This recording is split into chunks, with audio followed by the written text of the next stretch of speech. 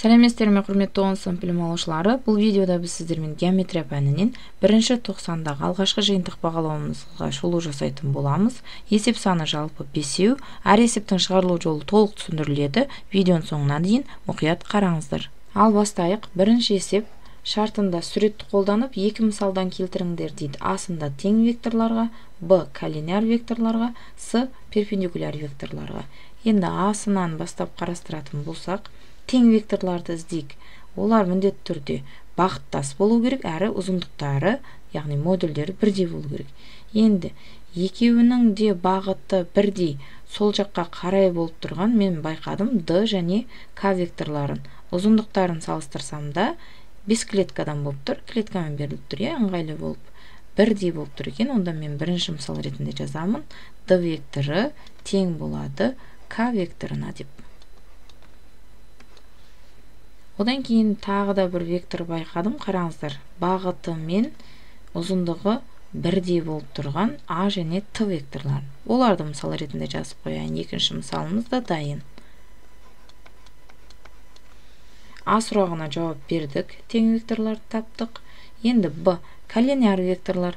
Коллинияр векторлар дегеніміз бір түзудің бойында немесе параллель түзулердің бойында орналасқан болу керек. Енді мен байқағаным, қараңыздар, Б векторынан түзу жүргіздім және Д векторында түзу жүргізіп сол жүретін болсам, екеуі параллель түзулердің бойында орналасқандығы анық көрініп тұр. Онда мен жазамын Б векторы параллель Н векторына деп. Бірінші мысалымыз дайын. Енді одан бөлек, қараңыздар, бізде Д векторы мен К векторы да, қараңыздар, түзумен сол жүретін болсақ, өзара параллель түзулердің бойында жатыр.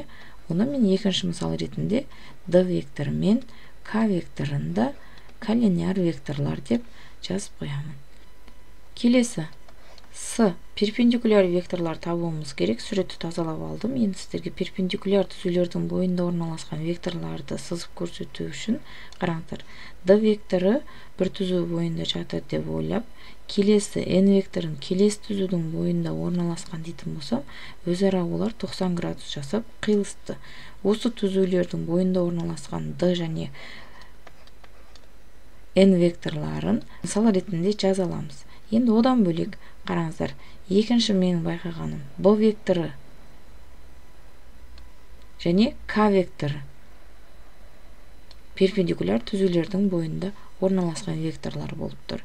Оларды екінші мысал ретінде жазып қойсам болады. Б векторы мен К векторлары өзара перпендикуляр түзулердің бойында орналасқан. С сұрағына да жауап берілді. Демек, бірінші есебіміз толықтай аяқталды. Келесі екінші есеп БДЕФ параллелограмм берілген, табуымыз керек екен А және Б сұрақтары. Енді оның бірінші кезекте сіздерге түсінікті болу үшін параллелограммды кескіндеп алайық. А сұрағын қарастырып бастайық. Қараңыздар, суреттен ЕФ векторын белгілейік. ЕФ ұшы болып тұр. Стрелкасынан қойып алдық. Оған қосамыз екен FB векторын. F басы, Б ұшы. Енді екеуінің қосындысы деп тұр. Демек, бұл екі вектордың қосындысынан пайда болды бізде ЕБ векторы. А сұрағының жауабы дайын. Келесі Б. Қараңыздар, ДЕ векторына ДЕ векторы және ДБ векторларының айырымы дейді. Азайтады екенбіз. ДЕ векторынан ДБ векторын. Енді Б векторының бағытын ауыстырып жүретін болсақ, қосу болады. Олай болса, пайда болады. Бізде бағытын ауыстырдық. Пайда болған векторымыз, қараңыздар, Б Е векторы болды. Демек, жазайық. ДЕ векторынан азайтамын ДБ векторын. Пайда болады бізде Б Е векторы. Келесі Б сұрағына да жауап бердік. Демек, екінші есеп толықтай аяқталды. Үшінші есеп берілгенде М және Н векторлар координаталары арқылы берілген. Бұл жерде біз табуымыз керек жаңадан А векторы, ол 2М мен 3Ннің айырымы екен. Бізден табуымыз керек екен координатасы мен ұзындығын. Жаңа вектордың координатасы мен ұзындығын. Енді сіздерге түсінікті болуы үшін m векторын координаталарын 3 пен 2, 3 пен -2 деп жазып алайық. Ал n векторының координаталарын 2 мен 4 деп жазып алайық. Енді 2m векторын табуымыз үшін толықтай координатасын 2-ге көбейтіп шығамыз. 3-ті 2-ге көбейтеміз 6, -2-ні 2-ге көбейттім, -4-ке тең. Одан кейін 3n векторын тауып алайық. Онда ол координаталарын 2-ні 3-ге көбейтіп жіберетін болсам 6, 4-ті 3-ге көбейтіп жіберетін болсам 12-ке тең. Енді біз іздеген a векторы осы 2 вектордың айырымы ретінде берілген. Оны есептейтін болсам, a векторының мәні, координаталарын жеке-жеке азайтайын. 6-дан 6 0, -4, -12, мәні -16-ға тең. Координаталарын таптық. Енді біз ұзындығын табуымыз керек. a векторының ұзындығын табуымыз үшін әр координатасын квадраттап бір-біріне қосып жібереміз. Енді -16-ның квадрат деп жазайық. Бұл жерде бәрібір 0-дің квадраты 0, -16-ның квадраты ол 16-ның квадраты, түбірмен квадрат жойылатын болса, ұзындығы 16-ға тең болады екен. Үшінші есебіміз де осымен аяқталды. Келесі, төртінші есеп. Бізге қажетті формулаларды жазып қойдым. Бірінші кезекте біз олардың скаляр көбейтіндісін тауып алайық. Координаталары арқылы берілген формуласыны қою арқылы. Олай болса, бізде x1 мен 2-ның көбейтіндісі деген кезде 2 мен 2-ні көбейтеміз 4, қосу.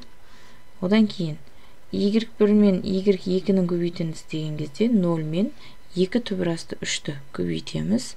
Мәні 0-ді кез келген санға көбейтсек 0. Демек, көбейтіндісі, скаляр көбейтіндісі 4-ке тең екен.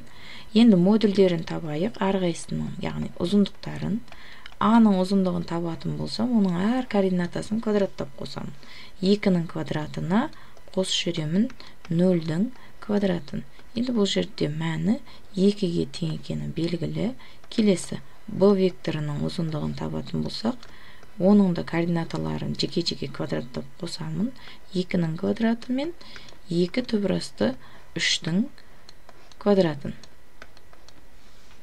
Енді бұл жерде есептейік, қараңыздар. 2-ның квадраты 4, қосылған 2 түбірасты 3-дің квадраты, 2-ның квадратын жеке есептейік. 4, 10-ны 3-ге көбейтіп жібереміз, 12. Енді жалпы түбірдің астында мәні 16-ға тең болды, ол түбірден 4-ке тең шығады. Біз барлық арасындағы бұрыш табуымыз үшін керекті ақпараттарды жинақтап алдық. Есептейік. Косинус альфа тең, скаляр көбейтіндісі тең болды 4-ке, 10 алып келіп қоямыз. Бөлу, әрқайсының ұзындықтары 2 көбейту 4 тең болады. 4 пен 4 өзара қысқарып кететін болса, 2-ден 1. Косинустың қай кезде мәні 2-ден 1-ге тең? Бұрышы альфа тең болады. Пи бөлінген 3 кезінде. Яғни, бұл жерде мәні 60 градусқа тең екен. Косинустың да мәнін таптық. 4-ші есебімізде аяқталды. Соңғы 5-ші есепке келіп жеттік. Шарты бұл жерде А нүктесі координаталары берілген, Б нүктесінің координаталары және С нүктесінің координаталары берілген.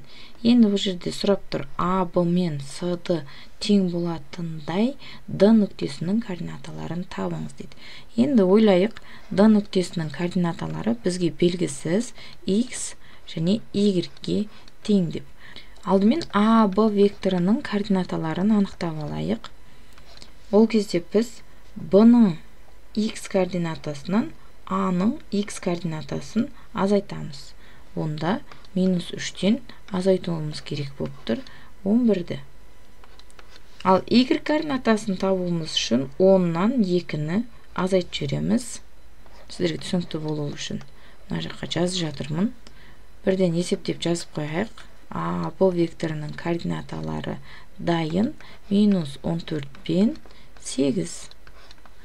Енді дәл осылай с векторының координаталарында x, y ретінде қарастырып есептеп алайық. Демек, x-тен азайтуым керек мен с-ның координатасын, яғни 14-ті.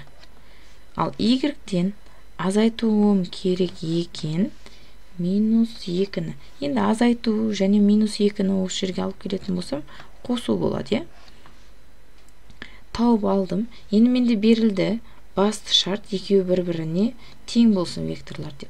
Онда координаталары бірдей болады. Демек, бұл жерде мен x -14-ті тең деп аламын -14-ге.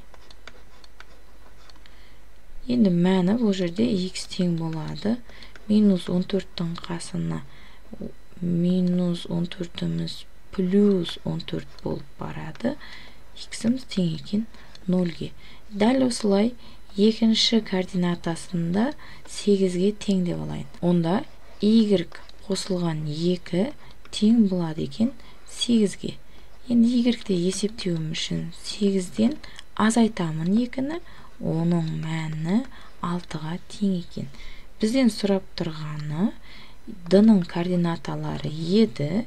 Бірден жауапқа жазып қоямын. Алдымен x-ті, одан кейін y-ті. Демек, 5-ші есепке де толықтай жауап берілді. Осымен құрметті білім алушылар, барлық 5 есебімізді де қарастырып біттік. Сіздерге түсінікті болды деп ойлаймын. Әлі де сұрақтарыңыз бар болса, комментарийге жазыңыздар. Міндетті түрде жауап беріледі. Ал видео түсінікті болып сіздерге ұнаған болса, достарыңызбен бөлісіп, дайындықтарыңызды шыңдап алыңыздар. Барлықтарыңызға сәттілік.